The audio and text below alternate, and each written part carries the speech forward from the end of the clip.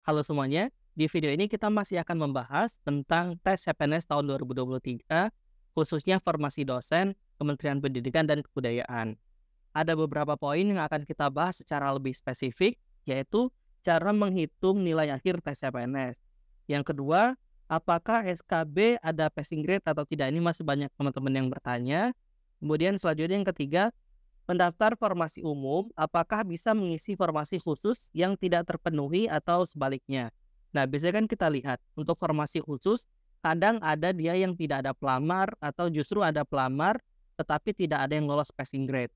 Nah, apabila itu terjadi, apakah bisa diisi oleh teman-teman yang daftar di formasi umum? Kemudian apakah bisa pindah ke formasi khusus? Kemudian pertanyaan yang keempat yang banyak muncul juga, bagaimana cara menggunakan Excel untuk simulasi perhitungan nilai akhir tes CPNS. Jadi tonton videonya sampai akhir agar teman-teman mendapatkan seluruh informasi yang akan saya berikan. Oke, sebelum kita melanjutkan video ini, mohon bantuan teman-teman untuk menekan tombol like, komen, dan subscribe agar saya tetap semangat untuk membuat video bermanfaat selanjutnya. Yang pertama yaitu cara menghitung nilai SKD. Nah, ini saya sudah mengambil di perhitungan nilai tahun 2021 yang tentunya tidak akan jauh berbeda. Nah, jika teman-teman lihat di sini kan kita ada dua, yaitu seleksi kompetensi dasar atau SKD nilainya 40%. Yang kedua adalah seleksi kompetensi bidang atau SKB. Nah, masing-masing nilai untuk SKD ini kan ada TWK, ada TIU, dan TKP. Skornya misalnya ini 65, 85, 177. Nah, cara menghitungnya adalah ini kita jumlahkan dulu menjadi 327. Nah, skor 327 ini harus kita ubah skalanya menjadi skala 100. Caranya yaitu 327 dibagi dengan total nilai maksimal. Nah, kalau tidak salah tahun ini total nilai maksimal itu 550. Jadi 327 dibagi 550 dikali 100, yaitu 59. Nah, ini skala 1 sampai 100, skor 327 menjadi 59,455. Setelah diskalakan 100, karena SKD skornya adalah 40% dari total, ini kemudian dikalikan dengan 40%. Sehingga didapatlah skor akhir untuk SKD adalah 23,782. Nah, ini untuk yang SKD.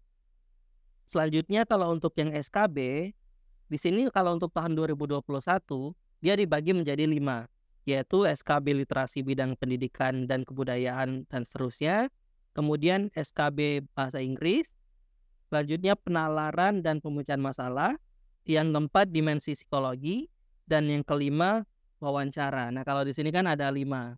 Kemudian nilainya ini, kebetulan yang bersangkutan mendapatkan nilai 40, 30, 65, 72, dan 88, diubah dulu menjadi skala 100. Ternyata tetap sama karena 40 ini adalah 40 dari 100. Jadi tetap 40, 30, 65, 72, 88. Kemudian bobotnya di sini 15, 10, 30, 30, 15. Jadi tinggal dikalikan. 40 kali 15, 30 kali 10, dan seterusnya. Sehingga bobot akhirnya untuk SKB, untuk di teman kita yang telah lolos ini, yaitu 63,45 dengan skala 1 sampai 100. Kemudian karena SKB skornya 60%, jadi 63 ini dikalikan dengan 60%. Sehingga didapat skornya adalah 38,070. Nah, kemudian skor yang ini tadi kita gabungkan 23 ditambah 38. Hasilnya itu 61,852. Jika teman-teman penasaran dengan skor teman-teman dan juga penasaran dengan skor mungkin dalam tanda kutip saingan teman-teman, nanti di akhir video saya akan menunjukkan bagaimana cara menghitung skor untuk di tahun ini. Jadi, tetap tonton video ini sampai habis. Saya juga sudah menyiapkan Excel-nya yang bisa teman-teman akses di kolom deskripsi. Silahkan cek di kolom deskripsi. Kemudian yang akan kita bahas selanjutnya adalah penentuan kelulusan. Nah, di sini banyak poin-poin yang sebenarnya sudah jelas, tetapi kadang kita tidak terlalu fokus atau tidak punya waktu banyak untuk melihat pengumuman secara detail. Nah, kali ini saya akan mencoba untuk membantu teman-teman merangkumkan apa yang ada di pengumuman tersebut. Yang pertama, kita lihat di poin yang kedua. Kelulusan akhir ini ditentukan dengan skor SKD dan SKB yang bobotnya sama seperti tahun 2021. SKD 40%, SKB kemudian 60%. Nah, teman-teman wajib paham untuk di bagian ini. Selanjutnya poin ketiga. Di poin ketiga ini yang ingin disampaikan adalah jika nilai akhirnya sama, bagaimana penentuan akhir secara berurutan. Yang pertama yaitu dilihat dari total hasil SKD. Jika penjumlahan antara SKD dan SKB sama, yang dilihat selanjutnya adalah hasil SKD-nya. Jadi teman-teman yang nilai SKD-nya lebih tinggi, ini akan diprioritaskan. Nah, jika hasil SKD-nya ini masih tetap sama, maka nilai sebagaimana dimaksud rupa masih sama, penentuan akhirnya dilihat dari TKP. TKP mana yang lebih besar? Jika TKP-nya masih sama, kemudian dilihat dari nilai TIU. Nah, jika TIU-nya masih sama, dilihat dari TWK atau tes wawasan kebangsaan. Nah, selanjutnya jika masih sama juga, maka penentuan kelulusan akhir didasarkan pada nilai IPK yang tertinggi. Nah, jadi sebenarnya IPK ini masih berpengaruh, tapi ini berpengaruh jika teman-teman skornya memang sama dengan peserta yang lainnya. Nah, jika IPK-nya masih sama juga, maka penentuan kelulusan didasarkan pada pelamar dengan usia yang lebih tua. Nah, usia berpengaruh tapi pengaruhnya sangat jauh, sangat kecil begitu. Teman-teman jika A, B, C ini sama, baru nanti yang terakhir dilihat dari usianya. Poin selanjutnya yaitu poin nomor 4 dan poin nomor 5. Nah, ini juga banyak ditanyakan. Dalam hal kebutuhan umum belum terpenuhi, dapat diisi dari peserta yang mendaftar pada kebutuhan khusus pada jabatan, kualifikasi pendidikan, dan unit penempatan atau lokasi kebutuhan yang sama. Maksudnya adalah, teman-teman kan ada yang daftar di formasi umum atau formasi khusus. Formasi khusus ini contohnya misalnya cum laude. Nah, misalnya di salah satu universitas, misalnya di UGM, UGM membuka 3 formasi untuk pendidikan dokter. Nah, untuk 2 formasi, ini pendidikan dokter di formasi umum, 1 formasi pendidikan dokter di formasi khusus. Nah, ternyata ketika dilihat ada 5 orang yang mendaftar di formasi umum. Sedangkan di formasi khusus tidak ada yang mendaftar. Atau di formasi cum laude tidak ada yang mendaftar. Dan dilihat lagi hasil akhirnya nanti, ternyata 3 orang di formasi umum, ini ternyata lolos passing grade sampai tahap akhir. Sedangkan kan yang diambil hanya 2 orang. Tersisa 1 orang lagi. Nah, 1 orang yang lolos di formasi umum tetapi tidak bisa memenuhi kuota karena kuotanya hanya 2, ini bisa dipindahkan ke formasi khusus.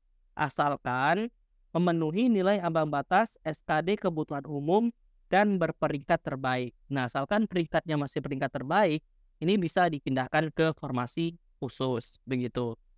Tentunya dengan jabatan, kualifikasi pendidikan, dan unit penempatan atau lokasi kebutuhan yang sama. Nah gitu tadi. Jadi misalnya kalau di FK UGM, ya harus di FK UGM dengan kualifikasi pendidikan misalnya S2 pendidikan dokter atau S2 dokter spesialis bedah dan sebagainya itu juga harus sama dokter spesialis bedah dan seterusnya. Nah di poin nomor 5 juga disebutkan, dalam hal kebutuhan khusus yang belum terpenuhi, dapat diisi peserta yang mendaftar pada kebutuhan umum dan kebutuhan khusus lainnya.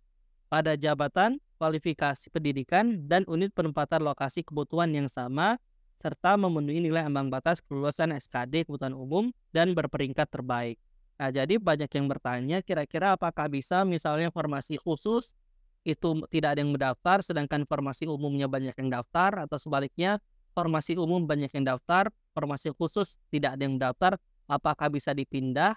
Itu bisa, tetapi yang bisa memindahkan itu adalah sistem. Jadi kita tidak boleh request, misalnya request untuk pindah ke khusus atau ke umum, itu tidak ada ketentuannya.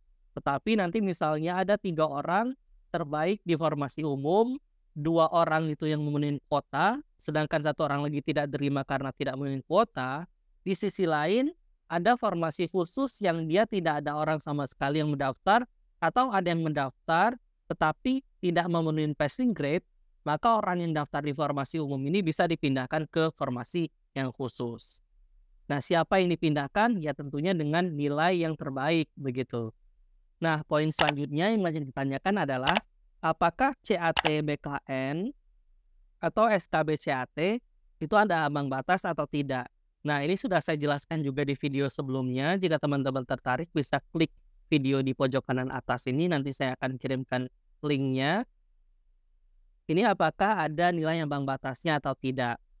Kalau kita lihat di sini, di aturan yang terakhir, saya sekali lagi tegaskan di peraturan yang terakhir, di sini tidak disebutkan bahwa untuk CAT BKN ini menggugurkan atau tidak. Di sini tidak dituliskan menggugurkan atau tidak.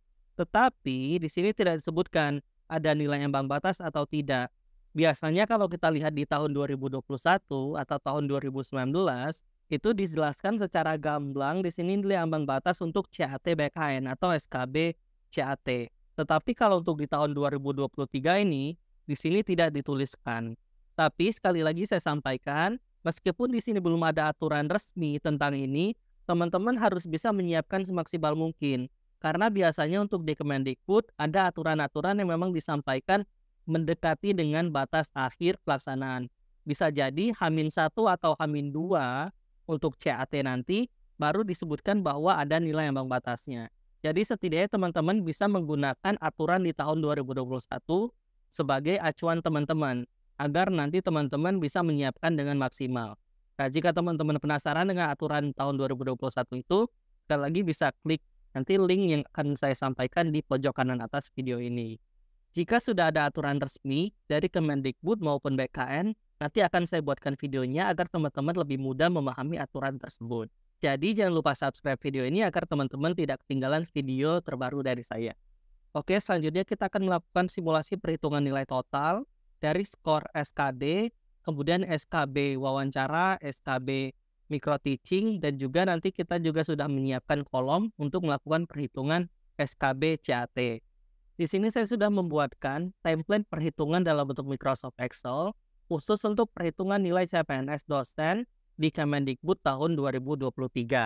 Nah, teman-teman tinggal fokus di bagian sini dan tidak perlu mendalami di bagian konversi skala 100, konversi bobot parsial, total, ini tidak perlu didalami karena nanti hasilnya akan otomatis keluar.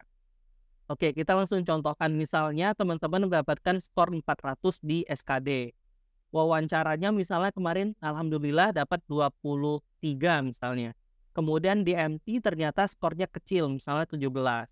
Nah, untuk di CAT ini kita nanti sebenarnya masih akan melihat lagi bagaimana peraturan CAT yang terbaru. Misalnya skor maksimal untuk CAT adalah 450 dan kemudian dari 450 itu teman-teman bisa mendapatkan skor 350 misalnya. Nah, di sini akan keluar kalau konversi 100-nya SKD ternyata dari 400 ini ketika dikonversikan dalam skala 100 skornya 72. Wawancara jadi 92, MT 68, CAT 77,7 misalnya.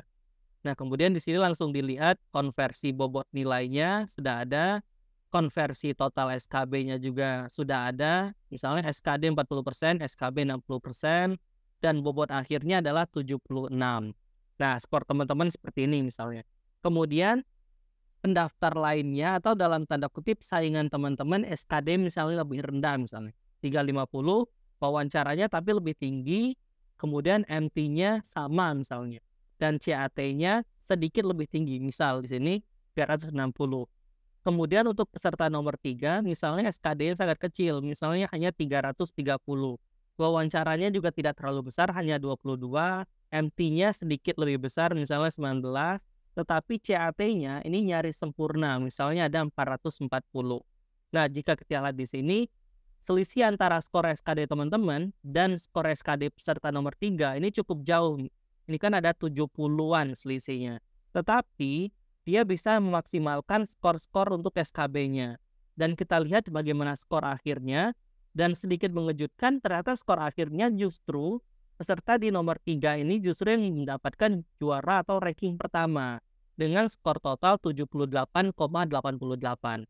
Sedangkan teman-teman yang skornya tadi di SKD-nya lebih tinggi hanya mendapatkan 76,29 yang berada di posisi yang kedua. Nah, nanti teman-teman bisa mensimulasikannya dengan Excel yang sudah saya buat. Di sini saya sudah menyiapkan sebanyak 56 nama atau 56 baris, sehingga teman-teman yang misalnya formasinya membutuhkan 10 orang itu kan 10 kali 3 kan 30. Di sini masih bisa menuliskan seluruh nama-nama pesaing dari teman-teman. Nah, dengan Excel ini teman-teman juga bisa mengira-ngira misalnya selisih antara skor teman-teman dengan peserta yang lain. Misalnya sini kan kita tingkatkan lagi misalnya 420, sedangkan teman-teman skornya hanya 330 di SKD. Untuk skor CAT teman-teman kira-kira harus berapa nih agar bisa melampaui peserta yang lain atau saingan teman-teman yang lain. Kalau kita lihat di sini misalnya peserta yang lain CAT-nya 350, Berarti teman-teman setidaknya harus 430 agar nanti teman-teman masih di peringkat satu. Nah, jika teman-teman skornya 430 misalnya, kita lihat apa masih di peringkat satu. Nah, masih peringkat satu. Jika teman-teman skornya 420 misalnya, ternyata peringkat 2. Jadi teman-teman setidaknya skornya 425 misalnya. Nah, 425 masih di peringkat 2. Jadi setidaknya skornya adalah 430 agar teman-teman bisa masuk ke peringkat satu dan melampaui teman-teman yang lain atau saingan yang lain yang skor SKD-nya 420. Nah, jadi teman-teman bisa otak-atik di sini, hanya fokus di bagian sini saja. Karena kalau untuk di bagian konversi dan lain-lain ini sudah saya buatkan rumusnya, jadi teman-teman tidak perlu mengotak-atik lagi. Oke, mungkin sekian video kita kali ini. Jika teman-teman merasa video ini bermanfaat, mohon bantuannya untuk klik like, komen, dan subscribe untuk mendukung saya agar lebih semangat membuat video-video bermanfaat lainnya. Sampai jumpa di video selanjutnya.